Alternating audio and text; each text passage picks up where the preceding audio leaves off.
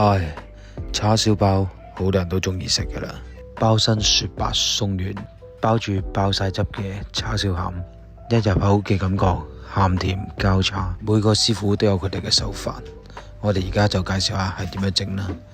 首先準備一個發酵咗10幾個鐘頭嘅滷麵，將佢同啲砂糖攪拌均勻，然之後再加入呢個低筋麵粉成團。跟住再用手搓一搓勻佢，搓到滑咗之後就可以將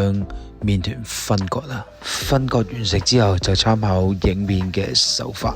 將塊皮推開咗佢先，跟住就包入呢個滿滿嘅蜜汁叉燒餡，再參考影片入邊嘅手法，一路包一路用隻手指公塞翻啲叉燒餡入去，咁我哋嘅叉燒包就包完嘅啦。包好咗之後都唔使點樣發酵㗎啦，水滾起計，直接大火蒸佢8分鐘左右。笑口常開嘅叉燒包就蒸熟㗎啦。靚嘅叉燒包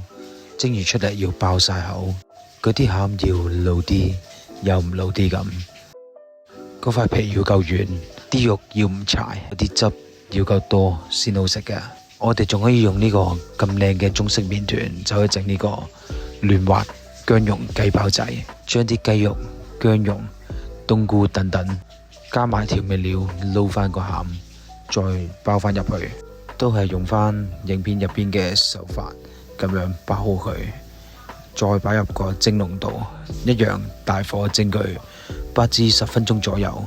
咁呢個嫩滑嘅薑蓉雞包仔就順利完成噶啦。兩款中式蒸包，你哋中意邊款多啲呢？我哋下次再講啦，拜。